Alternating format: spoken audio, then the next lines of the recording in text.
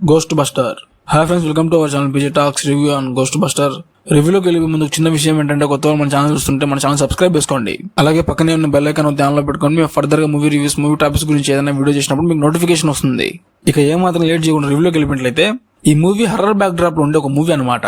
Basic గా మూవీలో plot ఏంటంటే, హీరో అండ్ తనతో పాటు తన ఫ్యామిలీ మెంబర్స్ ఉంటారు. వీళ్ళ పని ఏంటంటే, భూమి పైన తిరుగుతున్న దయాలను, భూతాలను పట్టుకొని బంధించడం. అలా పట్టుకున్న దయాలను, భూతాలను ఒక చోట స్టోర్ చేసి ఉంచుతారు. ఆ దయాలను, భూతాలను పట్టుకోవడం వల్ల వాళ్ళకి ఎంతో కొంత ప్రైజ్ మనీ వస్తుంది. ఆ ప్రైజ్ మనీతో లైఫ్ ని లీడ్ చేస్తూ ఉంటారు.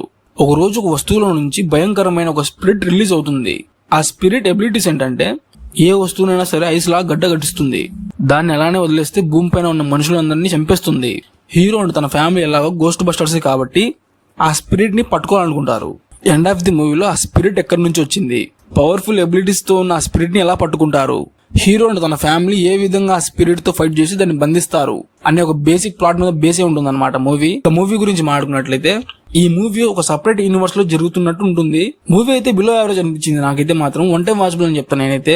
అప్రాక్సిమేట్లీ 2 hours రన్ టైమ్ తో ఉంటుంది మూవీ. 2 hour రన్ టైమ్ లో కూడా అక్కడక్కడ కొంచెం స్లోగా వెళ్తుంది, డ్రాగ్ అవుతుందని ఫీలింగ్ వచ్చింది బేసిక్ గా. బట్ ఓవరాల్ గా మూవీ చూసుకుంటే మాత్రం బాగానే ఉంటుంది. హర్రర్ బ్యాక్ డ్రాప్ లో మూవీ ఉన్నప్పటికీ మరీ అంత భయం కలిగించే సీన్స్ అయితే మూవీలో ఉన్నావు అనమాట. సైన్స్ ని, దయాలను, భూతాలను కలిపి ఒక మూవీ తీస్తే ఎలా ఉంటుందో ఈ మూవీ అలా ఉంటుంది అనమాట. ఒక సర్టన్ ఏజ్ ఉన్న వాళ్ళకైతే ఈ మూవీ డెఫినెట్ గా నచ్చుతుంది. ఆబ్వియస్లీ చిన్నపిల్లలకైతే ఈ మూవీ చాలా బాగా నచ్చుతుంది. లాస్ట్ 40 minutes మూవీ అయితే ఉందో అక్కడ నుంచి నాకు మూవీ అయితే బాగా నచ్చింది. ఫస్ట్ హాఫ్ మొత్తము డ్రాగ్ అవుతుందని ఫీలింగ్ వచ్చింది నాకైతే. మూవీ చూసాక మూవీ మీకు కూడా అర్థమవుతుంది. ఈ మూవీ నెట్ఫ్లిక్స్ లో స్ట్రీమ్ అవుతుంది, వెళ్ళి చూడండి. వాళ్ళు ఎవరైనా ఉంటే చూసేయండి. అంటే ఈ movie me friends and family కలిసి చూడొచ్చు, డెఫినెట్ గా చూడొచ్చు. మూవీలో adult content and adult scenes అయితే ఏమి ఉండవు. ఓవరాల్ గా ఒక మాటలో ఈ మూవీ గురించి చెప్పాలంటే, below average movie, one time watchable అని చెప్తాను అయితే.